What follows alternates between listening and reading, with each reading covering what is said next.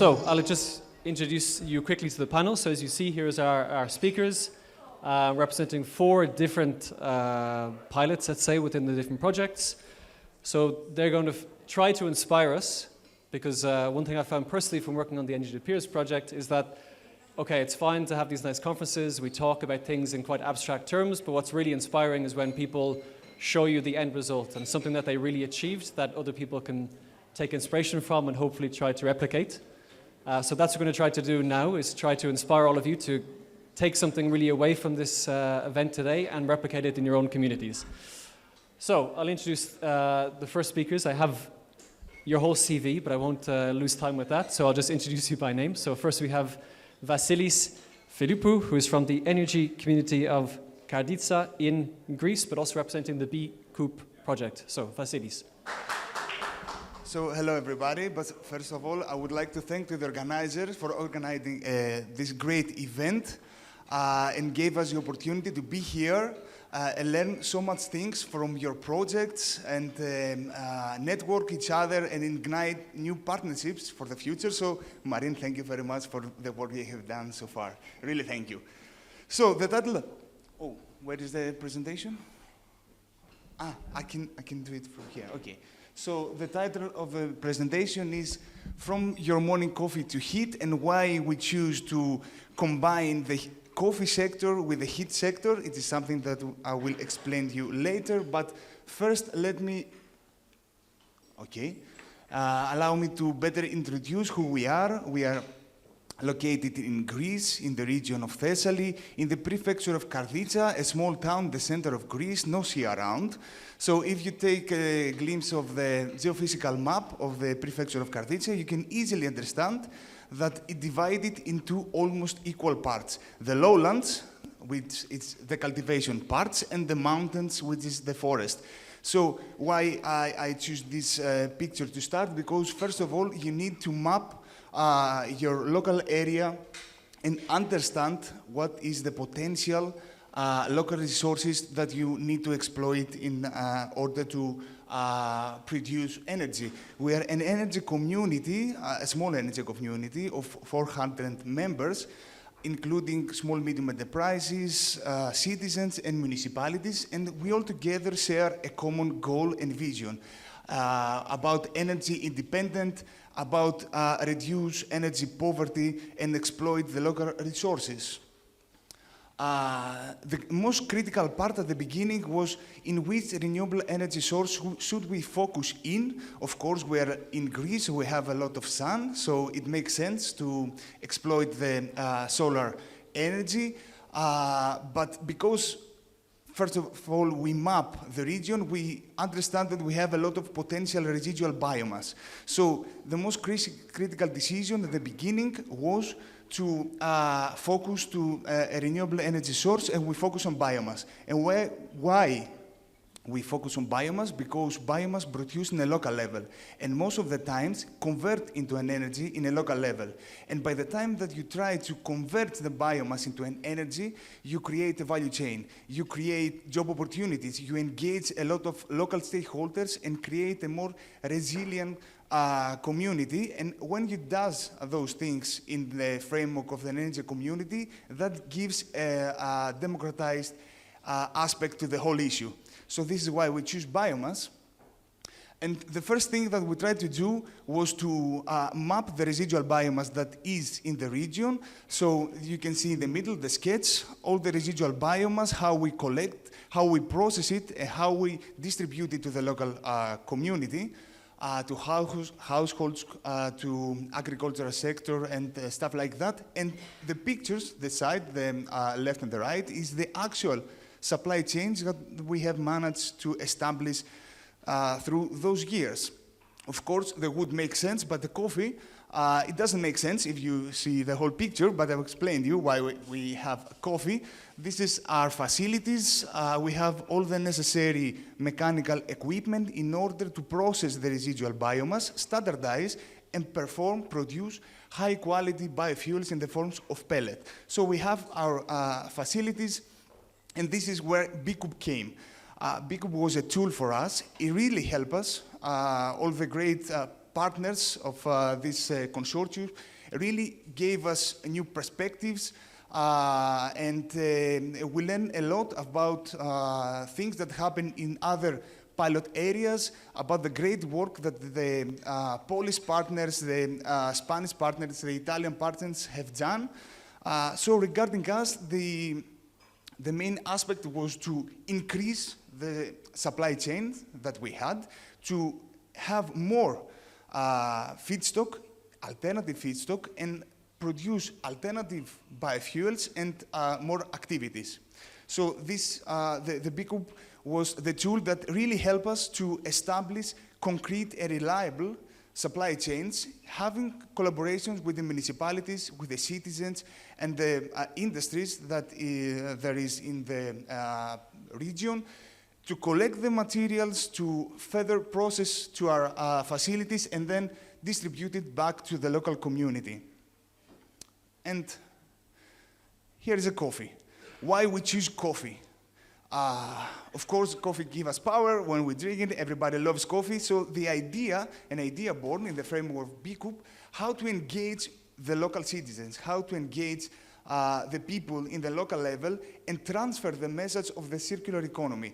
Of course, we don't come across in everyday life with wood, but most of us come across with coffee grounds. We prepare the coffee. So the idea was, okay, let's make a simple example how you can participate and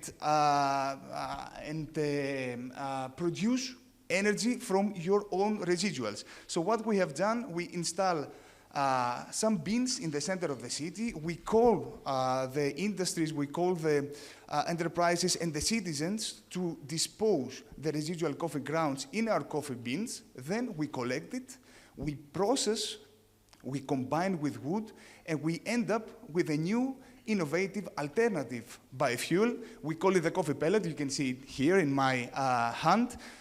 So we showcase to everyone that with a simple example, that if you participate in the circular economy, you can convert your residuals to energy. And we didn't stop there. We have collaboration with the municipality, and we want to showcase more things to the community. What we've done, replaced the old oil boiler in a kindergarten, in a school in the region of Karvica, with a new smart pellet boiler that produce heat from pellets not coming from abroad, but pellets coming from our own residuals. So, as you can see here, we replace it. It was a case that showcased to the citizens and the municipality that if you get away from the fossil fuels and replace it with renewable energy sources, you can gain a lot of things. First of all, social cohesion, everybody involved. Second, it's greener and it's cheaper. You can see the graph there, the blue bar is the pellet, the orange is the oil, and the gray is the gas. So in any case, you can understand that it's greener, it's more fun, and it's cheaper. So this is something that it's the first school in Greece that covered the heat demands through pellets. And right now, we engage the citizens and the municipality, and they ask us to install more biomass boilers in the area in order to cover the heat demands. This is something that draws a lot of attention in Greece, and everybody participates in. But of course, we live in Greece, we are an energy community, we focus on biomass, but we focus on solar as well. We made a lot of collaborations, local actors. This is a new project called the Free Solar, a collaboration with Greenpeace. We're very proud. This is the first household that will cover the electricity demands for the next 25 years through net metering.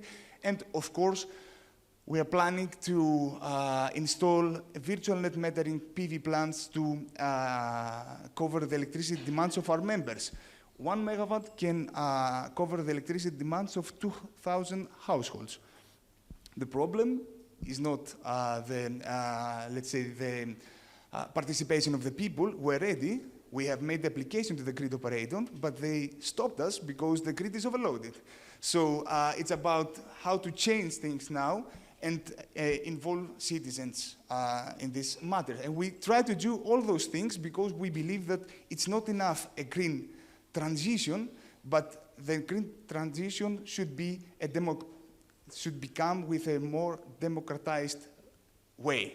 So we try to engage all the local communities with local awareness campaigns, with mini festivals, and this is why we choose the coffee. It's a simple example that showcases to everyone that you can be part of the transition.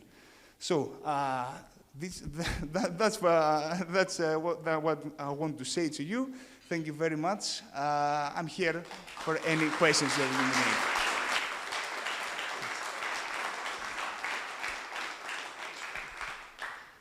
Yes, thank you very much. I told to all the speakers to please try to inspire people with simple, clear actions that they can take in their own communities. So thank you for understanding perfectly the brief. So no pressure on our next speaker, who is moving from Greece to the Netherlands. We have Elke Kingma, who is a resident of the Skønskip floating energy community, and he's going to explain to us about what he and his neighbors have been doing in Amsterdam. Please. Thank you very much, Dara. I want to share with you the lessons learned from our energy community and indeed and also try to hopefully inspire you a little bit.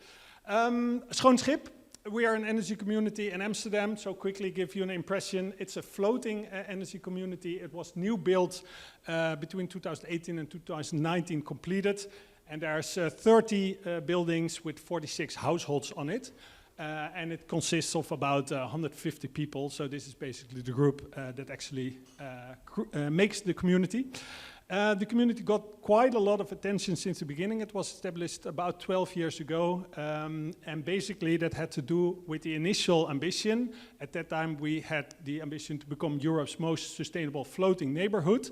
It was not really a goal very smartly defined, but more of kind of like an ambition, a manifest, where everyone basically could connect to. And the question was very much then how to actually realize this. And for that we asked an external sustainability company to make this more specific. And we had a lot of talkings, and basically we came to this kind of holistic approach towards sustainability.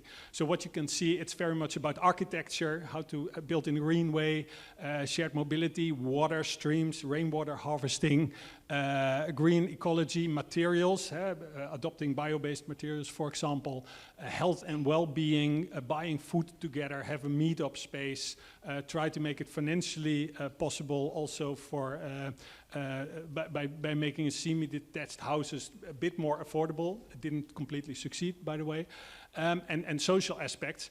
And of course, energy. And I wanted to mention it. I think the key takeaway from this slide is we talked today a lot about energy communities. But if you would ask a resident at Skønskip, they won't feel being part of an energy community. They're part of a community where energy is just one of the many topics. To give you a bit better glance of how this looks like and also walk you a little bit through the environment. This is, for example, the experiments. There's a working group really into biodiversity, interesting experiments. We're also having a circular wastewater management system. So everyone has vacuum toilets, some grinders, and they're all connected to a resource station where the toilet water is basically recovered and energy is made from it and nutrients are recovered. So quite an advanced experiment on this part. We also have this big space, which is very important, I think, on a social aspect, because there's a lot of activity going on and you need to have a space where that actually can happen. And it functions also pretty good to host the consortium meeting, like you see here. And also interesting, no one has a parking space, so we make use of a shared mobility hub that we actually created. So everyone only makes use of electric cars, electric vehicles, bikes, of course, we use a lot in the Netherlands. So these are just some aspects of this community, but obviously today it's all about energy. So I would like to focus a little bit more on that, because we have a smart grid. And I'd like to give you a little bit idea of what are the components of that smart grid. So we generate energy basically through solar solutions. So there's more than 500 PV panels. Everyone has solar collectors on their houses, and a lot of the heat is is taken from heat pumps that basically attract the heat from the surface water around us. So that's about energy generation. Energy storing takes place basically in two ways. First, to these batteries. Every building has one of these batteries, all dedicated made, about 7.5 kilowatt, and they're all connected to the smart grid. So basically, this is our flex potential. And secondly, we have the heat pumps, which extract the heat from the surface water, but they all have these buffer possibilities, so that's also flex potential that we will eventually use. Yeah, so this is just one of the pictures, what we learned also from Energy to Peers as a project. We looked at all kind of readiness levels. I won't show you all of them, organizational, user, but to highlight a little bit the technical one, I think on this part, Schoonschip is pretty far because we generate, store, and distribute the energy. We also monitor the assets. There are about 5 to 7 smart meters in every building. They all measure it on the second level of seconds. So there's a lot of data, and they're all steered as well. And I would like to take you a little bit along how this then in reality works, such a smart grid. And we found also a little bit by Energy to Peers that one of the most effective ways of explaining that is probably by this picture.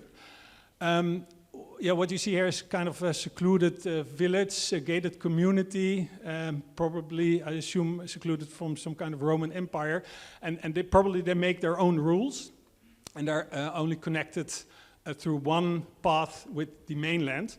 And basically, this is pretty much a good representation of at least our energy community, not in reality, because we have a kind of special status. We have an exemption from the Dutch electricity and gas law. That was an exemption that was only possible in 2016 for a couple of years. It's not there anymore, so only a few locations had this opportunity. And basically, it allows us to make our own rules. Still, we have to keep to some rules, but generally we're free to do what we want on the energy perspective. And we also have only one connection to the main grid.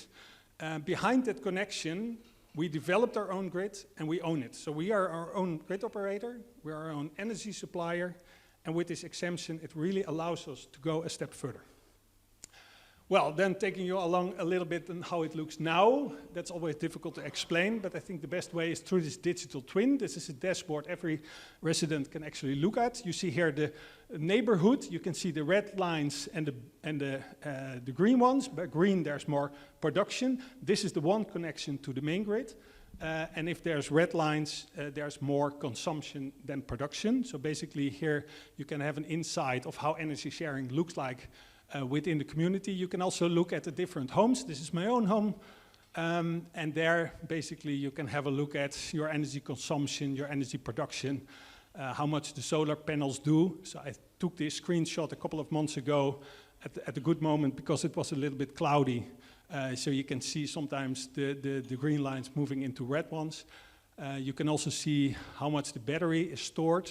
How full it is stored. Actually, people can look at it in real time as well. And also, again, the heat pump is part of the smart grid. So you can have a look at what's going on. So this gives quite a good impression, I think, about how the energy community or how the smart grid actually works. We're taking some next steps as well, but I think these are the most important takeaways. And then eventually I'd like to take you along with some lessons we learned. And there's many of them, but I'd like to highlight 4 of them. And I think the first one is to stimulate experimentation as part of the energy transition. In the previous policy session, it was mentioned as well. I think it's a kind of a bit more of a bottom-up approach. Like said, I think we're at Schoonschip pretty much in the front running of energy communities, but that was mainly because we were a bit lucky because we could make use of this exemption from the law. And basically that creates a lot. And I think it's very important to realize because it was also mentioned there is the amount of energy communities currently is still a niche and we want to bring it much further. But I think it's very important to understand that every journey starts with the first step. You need to actually start moving. And by doing that, You create an ecosystem of companies and researchers around it that can actually bring it further. So I think a good example is one partner in Energy to Peers is Spectral. They started with 3 people, and they only started with the project Schoon Schip. Currently they have over 80 people, and they're market leader in congestion management in the Netherlands. So yeah, probably this is kind of the legacy that sidely comes out of these projects. You need to really start getting things going. So yeah, I think that's an important learning. The second one I think is very important is that strong communities are built around shared values. For Schoon Schip, that's sustainability. Like mentioned before, it can be different for everyone. It can be about energy poverty reduction, or maybe more social goals, or increasing autonomy, taking control over your own energy consumption and production. Whatever it is, I think it's very important to always connect to these shared values. So you can push technology and policies, etc., but you will never, I believe, come to really strong communities unless you connect to really what's important to that community. And in that sense, I also hear a lot about blueprints, etc., and surely it's possible maybe to replicate certain elements, but I think it's important that every community has its own path, and you should respect that. And there, only unless you connect to that, you won't get a real strong community, is my feeling. Third lesson we learned is that technology should serve communities and not the other way around. To give an example there, we're currently in the process of creating a virtual power plant. So basically these assets, the heat pump and the batteries, we would like to connect to the energy trade markets, so the balancing markets, congestion markets, flex markets. And there, the thing there is, there's only one way of doing it, by price. So basically these markets, they function based on financial incentives. And I think that makes sense because in the past it always have been the playing field of the big industry. And for them, financial incentives are important. But for communities, I think it's slightly different. I told you sustainability is very important. And then you have to imagine what it does to a resident when they have to accept that some kind of third party starts steering your household appliances based on what? Maybe because there's a surplus of fossil energy and they activate your, that doesn't really match your shared values. So I think it's important that we, if we want to create acceptance, that we understand that it should connect to the values that are important for those communities. And in line with that, the last recommendation, I think true community empowerment requires a transfer of power. For the last years, we have been part of Energy to Peers, but also several other projects. And we hear, what we learned is that we hear a lot of things like empowerment and co-creation and engagement. And I think there's always good intentions there. But what we see is that the outcomes are not sufficiently mandatory. So basically, the rules that apply to communities are still very much decided by, let's say, the established key decision makers. And I think that if you really want to unlock the large amount of creativity, engagement that's in those communities, and if you really want to create a high level of acceptance and support for all those new technologies, the only way of doing that is by really handing over a piece of the power to take control over the rules that apply to these communities, really apply that power to communities. That's, I think, one of the key learnings for us for this project. I'd like to leave it to that. Thank you very much.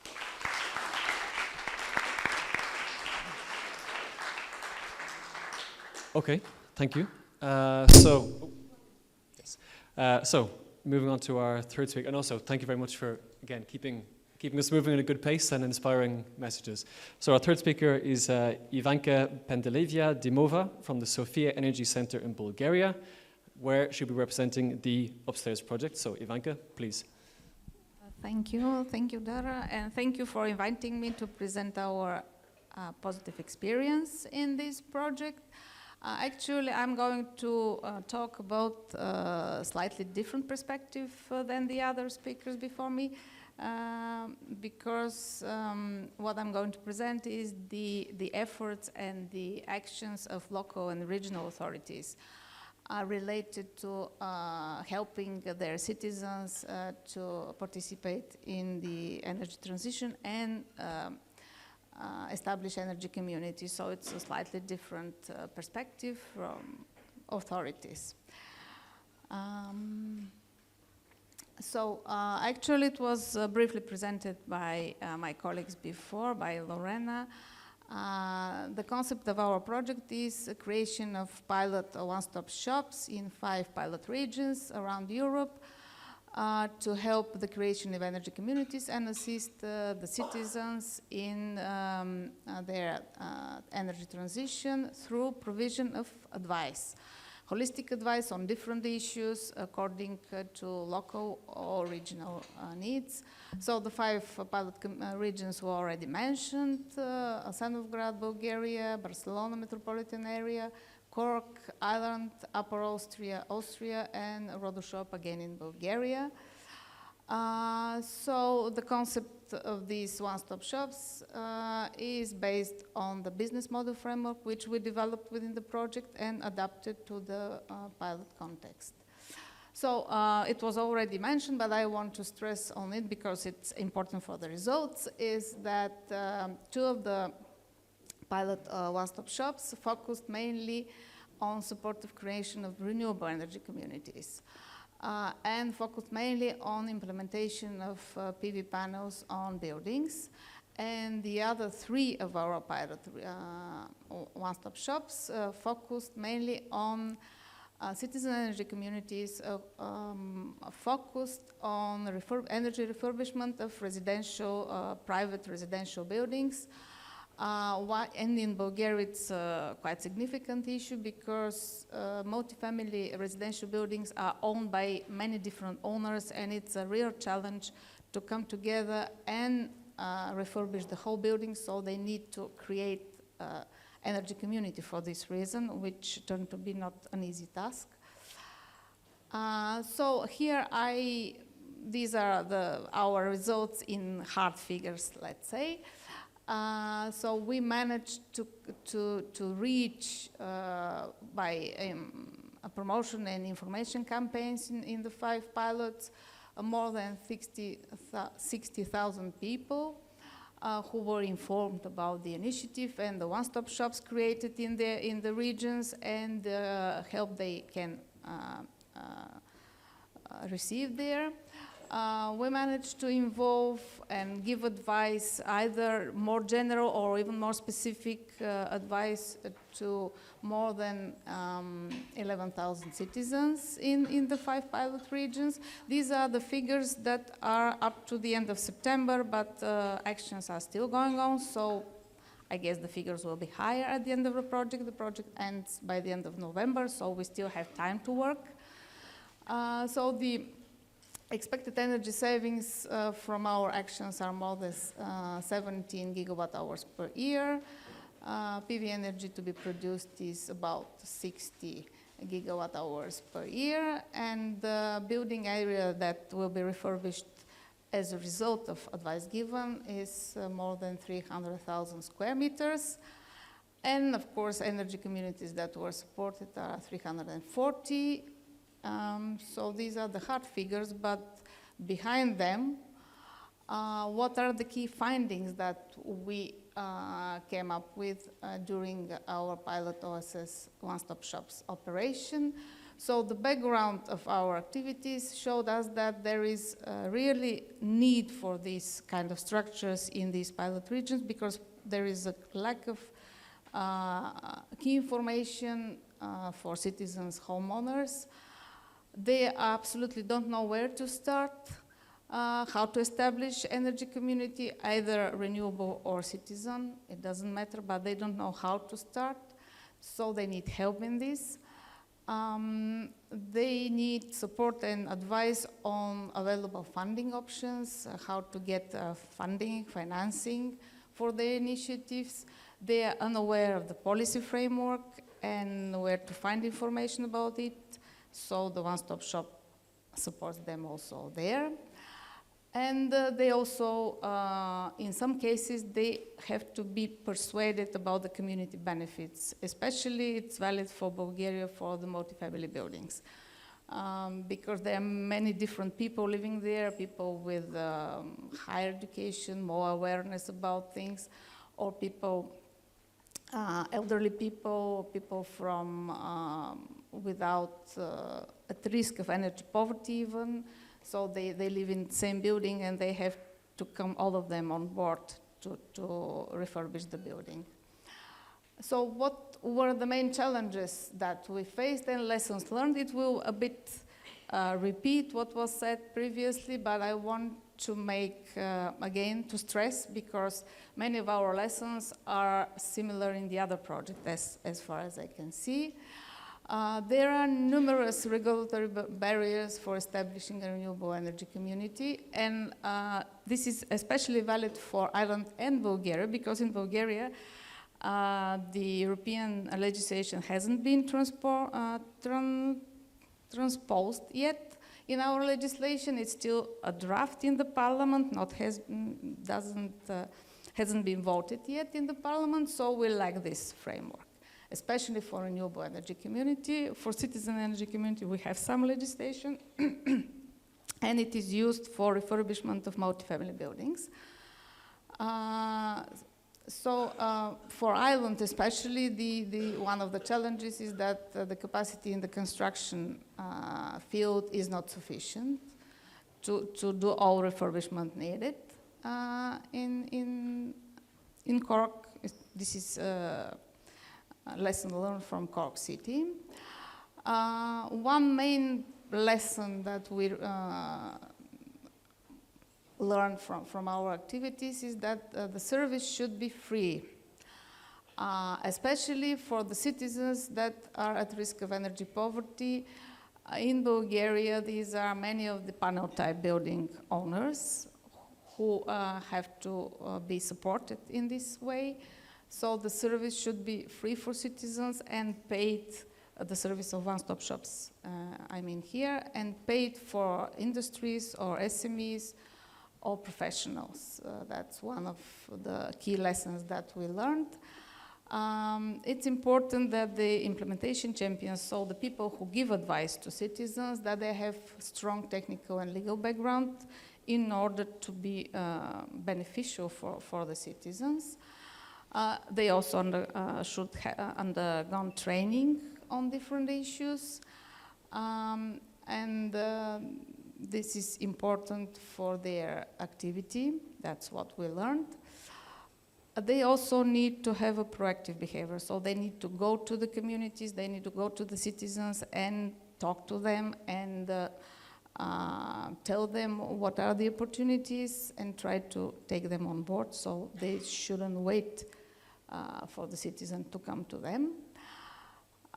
It's especially for Bulgaria, I already mentioned this, it was very difficult to have coordination between many homeowners in the same building.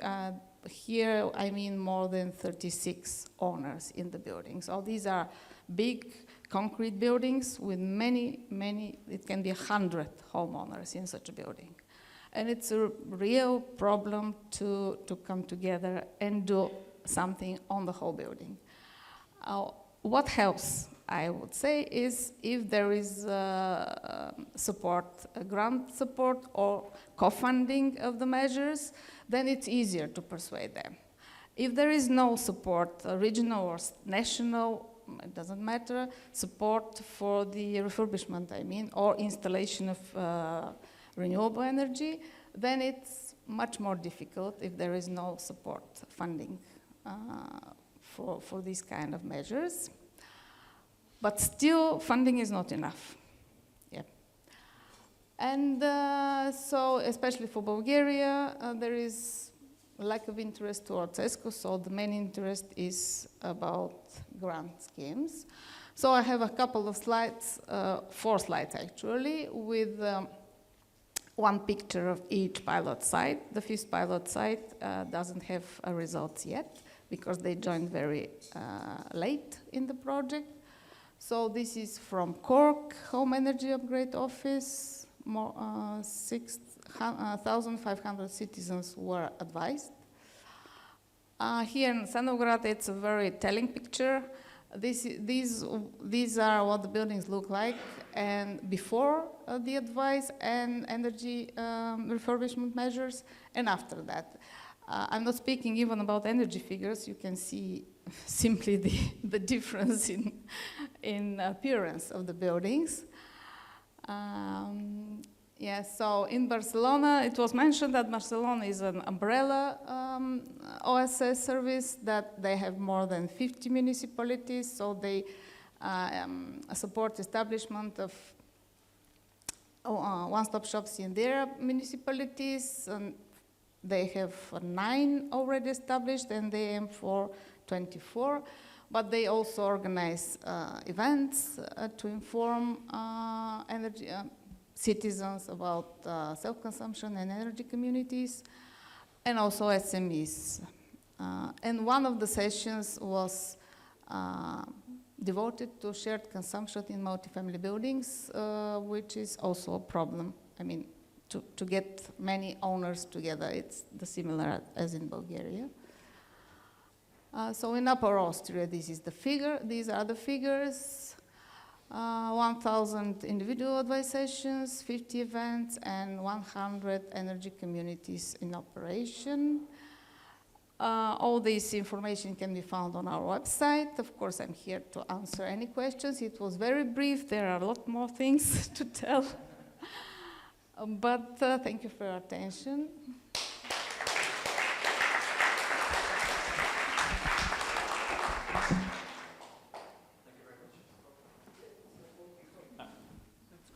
Yes, okay, good. So we have 2 speakers to present one case. I think there's a small change in your program. So you are Charlotte, I guess? Yes, okay. But also from the Steinbeiß Europa Zentrum in Germany, and you'll be speaking, joined a few moments by your colleague Karina, too. Yes? From the Women, or W for Res. I should actually have learned in advance, but yes, please, take it away.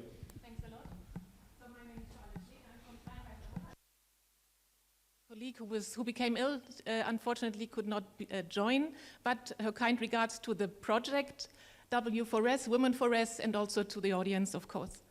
I will present you a very brief insight into one of the puzzle pieces of Women for Res. It's a supporting women-led projects for renewable energy, heating and cooling. So we are bringing, I would like to say, after all these inspiring presentations, we are bringing the solutions to your energy communities. I would like to say so, because also Karina is with me. She is one of our awardees who received support, and she has got a great idea that might also be fitting into your projects in the energy communities. So now I'm not sure if yes.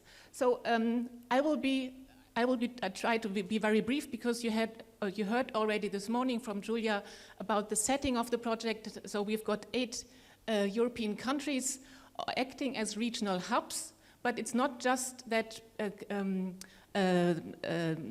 services were provided to companies, to women from these companies. There was also in the Norwegian hub, there was also solutions from Poland and also from Ukraine, from a Ukraine startup.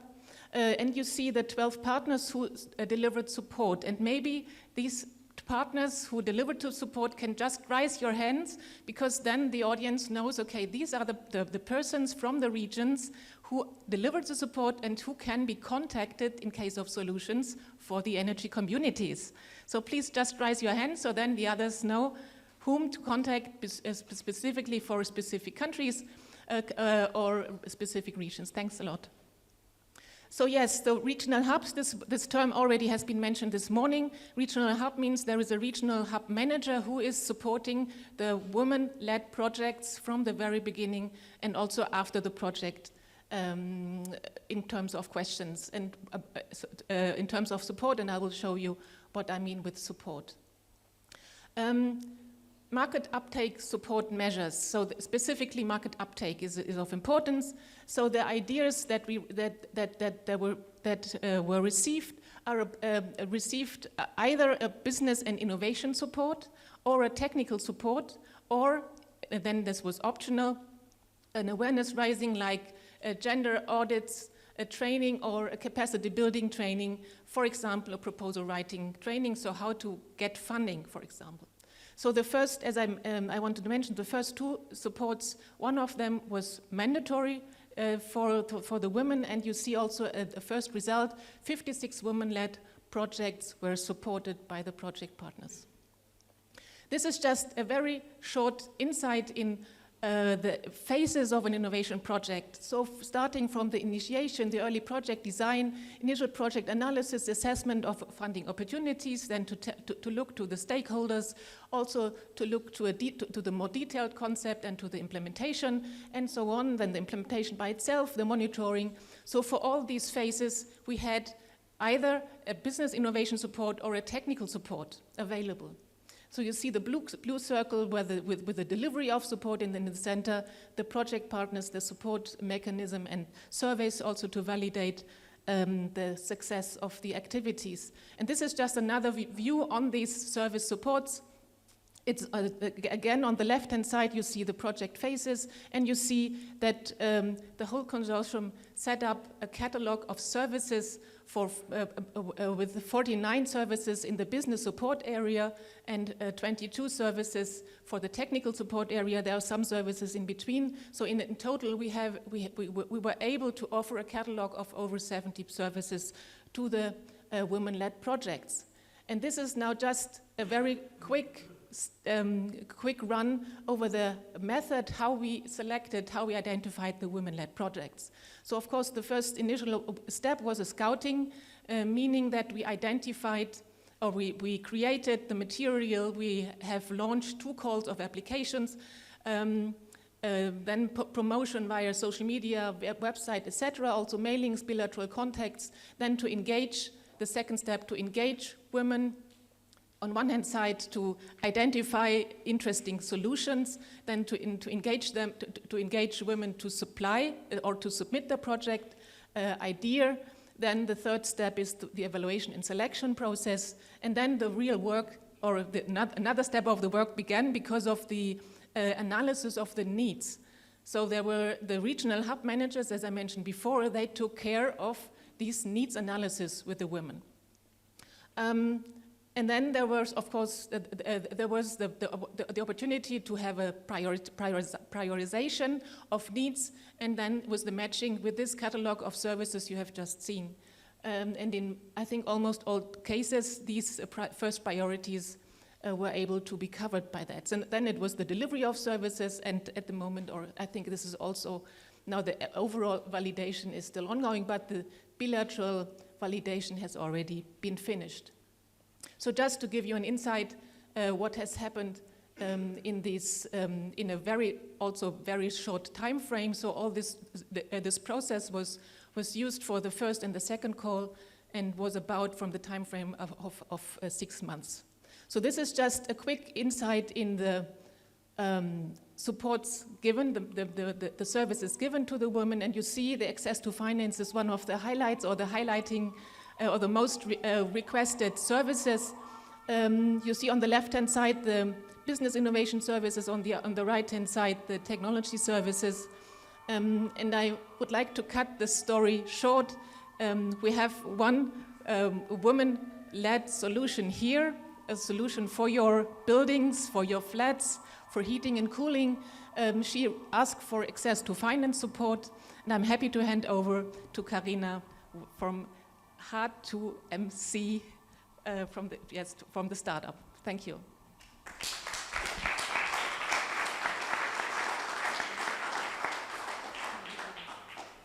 Yeah, hello everyone. Thank you that I can be here. So we are a startup from Germany, and we produce hydrogen heating, or we develop at the moment still. And we have been part of the program, and first of all, I would like to show you who are we. So this is actually us Here you can see, like on the right, you can see my father, Michael. On the left, it's Sven, our third co-founder, and in the middle, myself. So let me take you back to how all of that actually started. So it was about 2.5 years ago where my dad said regarding the energy crisis that he's super afraid and he had a dream to be energy independent with his building. So when he actually wants something, he works on it till he has it. So he started different experiments with like different solutions and worked basically day and night to find a solution for the issue. About 9 months later, I received a call from him. And I picked up and I was like, yeah. And he told me that he found a solution that works actually pretty well and exceeded all his expectations. It was actually together with hydrogen. And I was like, okay, Dad, like, what are you planning to do with it? And he said, well, you know, I'm old. I just plan to build a few of those heaters, like give it to selected people, and then just, yeah, go with it. And I said, well, it's really like a crucial problem right now that we have in society, so don't you want to take this to the next level? And he's like, no, but don't you want to do it? I'm like, Okay, so a few years later, I'm here now, presenting this actually to you. And as you can imagine, it was quite a challenge for me to figure all of this out because, yeah, I have never done that before. And one crucial thing for me was the Women for RES program because, yeah, I really, really needed that support. So what we basically did is, first of all, I applied for the program and luckily I got accepted. Afterwards, we did an evaluation of the business model, like what do I really need? And they also challenged me in certain things to really dig a bit deeper. Afterwards, we looked together for like local funding programs and also international ones. And yeah, you are in this sector, but I tell you, for people who are like not experienced with that, it's a jungle. Like really like don't have a clue like where to apply, how to do all of that, and it's a bit a mess. So I was super happy that they actually helped me to find a suitable program for us. Afterwards, we went into all to the documents basically and filled them in. And a few months later, unfortunately, it got rejected, but anyway, I did learn a lot from it. So I know now how all of the processes work. I can keep this also for like other applications. And really the most important thing for me is that I'm part of a strong community. So this really helps me a lot, even now. Like, I have the feeling that in this community, like, people mention my name even though I'm not in the room. And this is something that is really, really valuable because we can't do that alone. We really need the support of the community to keep this project going. And yeah, I may use the last few minutes I have to tell you a bit like what we exactly do, that you understand a bit better like what we do with our startup. So, as you maybe know, I like stories. So, here is another one. So, on this slide, you can actually see Max. Max received this very old building from his auntie, Emma. He was super excited about that, but later on, he realized, due to law, he needs to exchange actually the heating system of this super old building. So, this really leads for Max to super high costs. It has complex regulations, especially in Germany, and it requires quite some planning also on the technical side. So what did Max do? As we all probably do, Google, and checking out what are the solutions that he has. So first of all, he found out that he could use a pellet heating, but for the pellet heating, there's still CO2 emissions as well as fine dust, and it's quite costly to renovate, and he needs to store all the pellets somewhere in his house. Another option would be the heat pump, but the heat pump also takes quite a lot of planning. It takes about a week minimum to integrate it, and also the acquisition costs are quite high. And if he doesn't renovate his house, there are whole high operational costs included as well.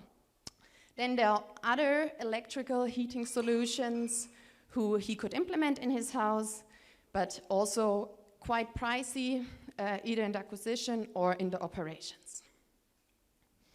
So then he heard about the H2MC heating solution and basically how it works. Like, it's something really, really brief. Of course, it's way more complicated, but we use water electrolysis. So like the input is green electricity, and we produce actually the hydrogen within the house in the cellar.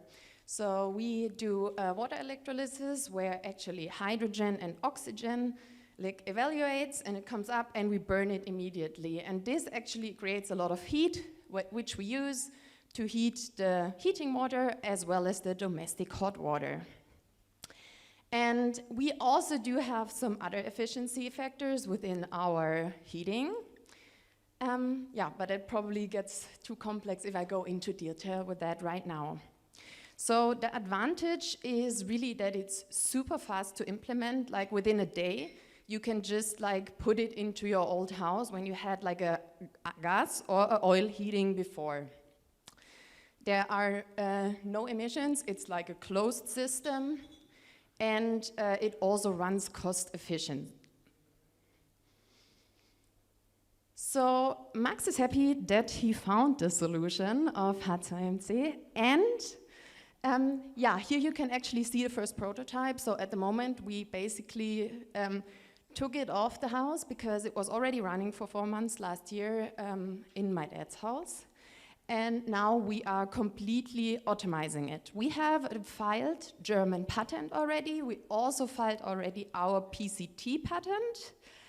And at the moment, we are actually automating it. Then we're gonna give it to a university in Germany who actually does some proof of concept like efficiency, sustainability, safety. And then we are looking for funding options, and we actually are looking for a co-creation partner to help us to bring this technology afterwards to the market. So in case there is anyone around who has some contacts for co-creation partners or funding options, that would be also nice, please contact me. And if not, you can anyway help us if you follow us on LinkedIn, because I'm documenting the journey. And yeah, that's it. Thank you.